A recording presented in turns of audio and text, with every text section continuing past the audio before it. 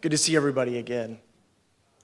I hope from my presentation you'll learn two things. You'll learn about back-end SLATs in Florida, and you'll learn about what are the popular means of Generation Z, otherwise known as Zoomers. So it'll be very interesting because I tell you now, they don't make any sense.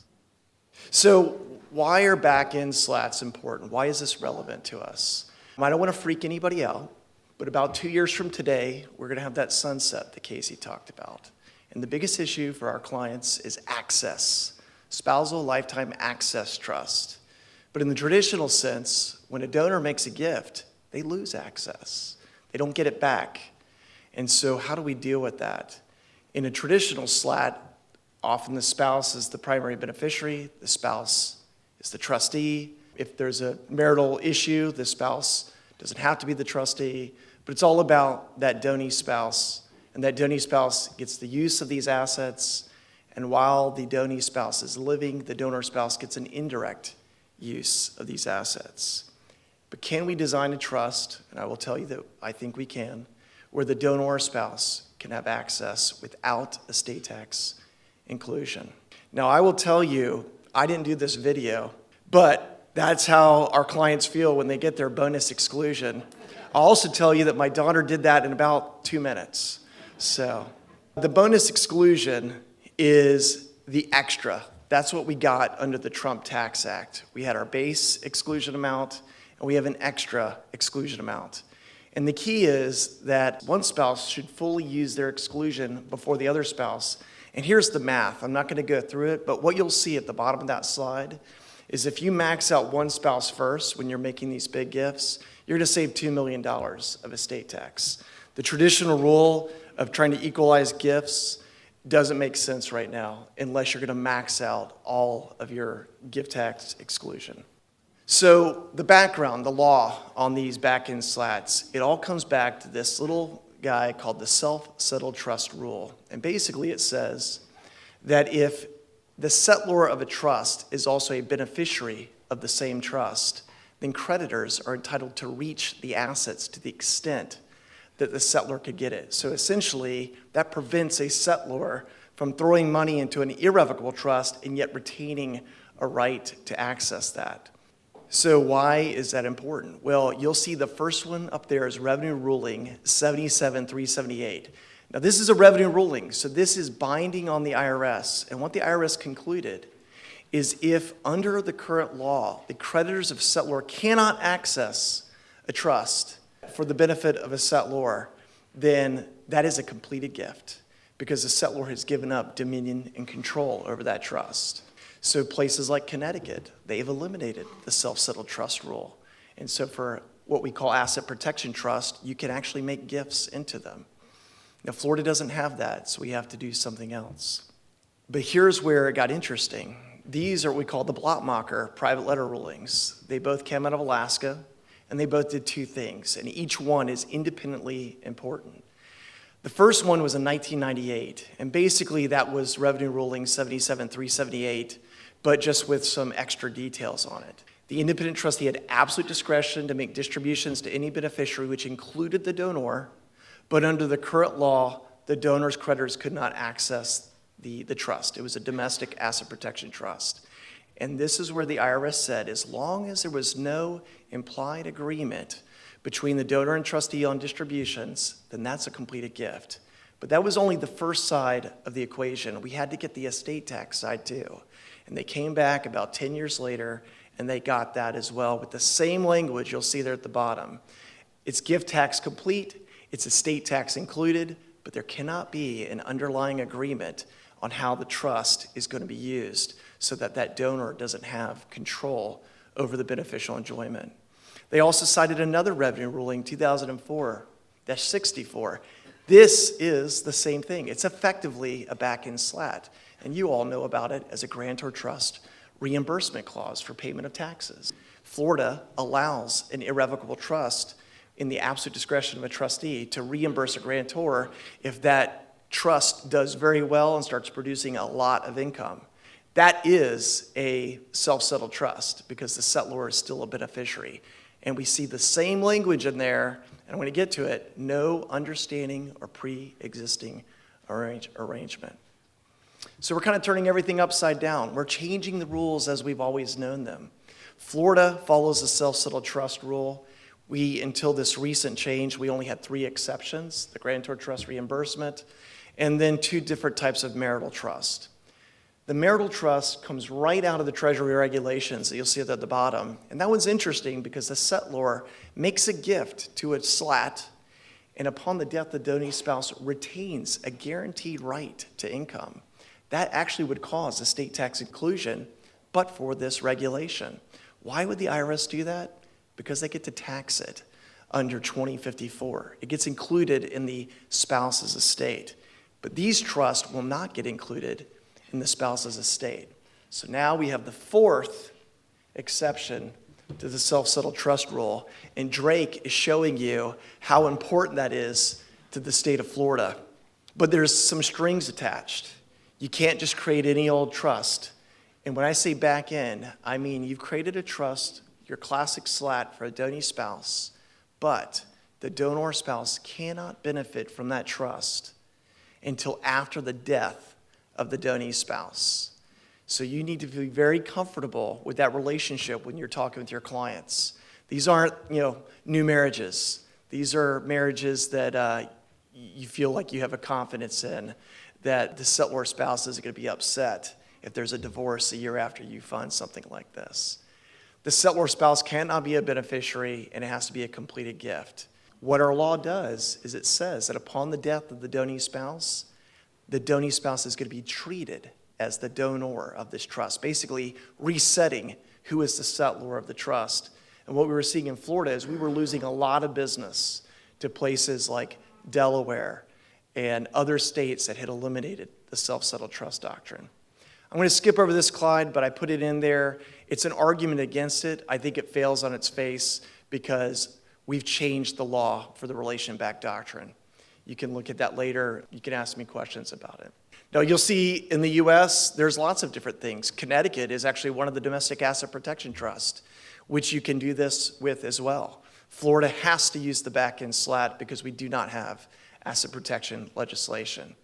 When we were working on this, we were trying to make it where we could do this before the death of a donee spouse, but that was a no-go, no bueno, and we knew that we just had to tie it to the death, where, for example, the spouse could just kind of release their interest and allow it to pass to the donor spouse. So it is what it is. Now, this is my daughter's favorite meme, and what I like about it is Zoomers, which is her generation, they're already making fun of the millennials. So no matter what generation you're in, you're always kind of making fun of the one behind you and the one ahead of you. So this is how you structure it. It's a normal SLAT. It's like any other SLAT. You've got the donee spouse who's a beneficiary. They're the trustee. The donor spouse is not a beneficiary. If you've got a marital issue or something you want to be concerned about, you make it a qualified spouse. So if there's a divorce or some other event that you want to qualify, that spouse's interest is greatly reduced, or they cease to be a trustee, like it's turned into a wholly discretionary trust. But here's where it gets a little different. These are the people that make it work. Although I think under the law, the settlor could retain an interest, just like that Treasury regulation, I don't think that's a wise thing to do. So what you do is you give power holders the ability to kick it back to the donor spouse, and there's 2 power holders. You've got the spouse, the donee spouse, and then you have a trust protector. And those 2 people have the ability to shift this trust in their discretion. And so the spouse is easy. It's their classic testamentary power of appointment. But this testamentary power could include the donor spouse. But the reason why you can't just rely on the donee spouse is, what if there is a divorce? What if the donee spouse says, no, I'm not going to do it. I don't think he or she needs it. So the trust protector is the get out of jail free card. That's the person you really need to trust. They're the ones that can exercise discretion to bring it back to the donor spouse. Another concept is a springing trust protector, because one of the things we run into is who wants to be a trust protector. It's kind of a thankless job, a little liability there. So you have this concept where the trust protector role only comes into existence when the donee spouse dies, or some third party can appoint the trust protector at a needed time. Trust protectors, thank you for your service, and I hope you have good liability coverage. During the life of the donee spouse, the trust protector has to act in a non-fiduciary capacity, again, trying to deal with the liability issues, and you have to make sure that decanting, which I don't think we've talked about today, the ability to move assets from one trust to another trust cannot happen because under Florida law, that donee spouse has to be a beneficiary until his or her death. So we can't have anything that could eliminate that. If the donor spouse survives, this is where it gets very important. There should be no automatic. It stays in the regular old trust like any other SLAT, but now the power holders kick in. The donee spouse is deceased. There's no primary beneficiary anymore. In fact, I would say that all beneficiaries are wholly discretionary. Truly, it's in the discretion of an independent trustee, which we refer to as a mere expectancy. Nobody has any rights over distributions. The trust protector could choose to send it to a new trust that includes the donor spouse, or they could send it to the trust for just the kids. So there's no certainty that the donor spouse will ever get a dime. So that's important because we don't want the IRS, which I'm about to talk about, being able to say that there's essentially an understanding, there's a pre-arrangement. So we don't want that. By the way, that is a Venezuelan poodle moth. It's pretty cute. I think I would hold it, but I don't hold moths normally. These are the things that you must do when you're talking to your clients to ensure there is no pre-existing arrangement. And for those who might be sending correspondence, don't ever, ever put in writing, email, or a letter that you have any guarantees that you're going to get it back upon the death of the donee spouse. That's classic pre-arrangement. I think you should always use an independent trustee when that donee spouse dies, because that independent trustee has fiduciary duties to all beneficiaries, not just the donor. And the other thing is that you can make it so that donor spouse cannot remove the trust protector. So there's no control over the people that can alter who the beneficiaries are upon the death of the donee spouse. So that understanding of pre-existing arrangement, you saw that in the private letter rulings. That is what the IRS will use if there's an audit and try to demonstrate that there were strings attached and therefore this is included. That is the risk of this type of planning, other than a regular SLAT where the donor spouse gets nothing back. Now, in Florida, we've got a lot of trust. We have a lot of trusts that don't even have these concepts in them.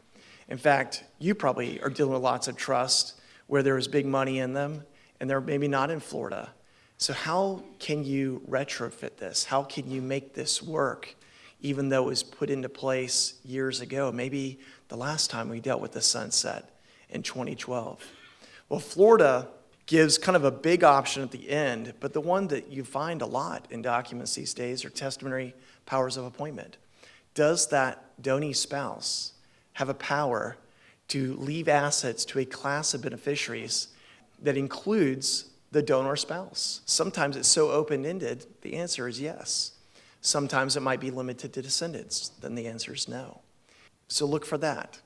The other thing is there a decanting power? Does the independent trustee have the power to send assets to another trust that is not restricted in such a way that the donor spouse is excluded from being a beneficiary? Now, I don't know Connecticut common law or New York common law, but I know Florida common law. And in Florida, we've got this thing called the Preston Rule. And the Preston Rule says even if the trust is irrevocable, if all the beneficiaries agree, and Dan talked about qualified beneficiaries, so we're not talking about current beneficiaries, but we're talking about remainder beneficiaries too. If they all agree and the settlor agrees, we can still modify that irrevocable trust. And I think that's the last option, but I think it's pretty hard to say there was a pre-existing arrangement when you set this up and the donor spouse had nothing at that time. To me, it is the antithesis to a pre-existing arrangement. So it's an option to think about, and if common law provides it, you can look at it. So traps and pitfalls, what not to do, even if there's a divorce, even if the marriage is bad, the donee spouse must be a beneficiary. Now the statute doesn't say what level of beneficiary. The statute just says they have to be a beneficiary. So maybe the donee spouse has a mandatory income interest or an ascertainable standard for distribution. But if there's a divorce, then it just turns into a wholly discretionary standard, or it's reduced to some smaller amount. So they just have to have an interest. You cannot have grantor trust reimbursement. So if that trust starts doing very well during the donee spouse's lifetime, you cannot kick out money to the donor spouse. You basically would have to do distributions to the donee spouse to cover those income tax costs. Make sure there are no distributions going to joint accounts. I can't tell you, on the crummy power side and on the recipient side, when you set up these trusts, you have to follow them through. The donor spouse is not a beneficiary. Do not accidentally be making distributions to the donor spouse. And then upon the death of the donee spouse, if there's a residence in the property, make sure that they're paying rent for the use of that property, because they have no right to it until they're a beneficiary of the trust. Now, the GST issues are something else to think about, and I'll just kind of wrap up with this slide. But I think they become a non-issue when you make these wholly discretionary trusts. You can jeopardize the GST-exempt status of trust if you change the beneficial interest. And you'll see it that it says in that red text, you change the quality, value, or timing of any power. That's when you jeopardize GST-exempt status. If you design these trusts as wholly discretionary trust and you add a beneficiary to that trust, have you impacted or changed the interest of those other beneficiaries?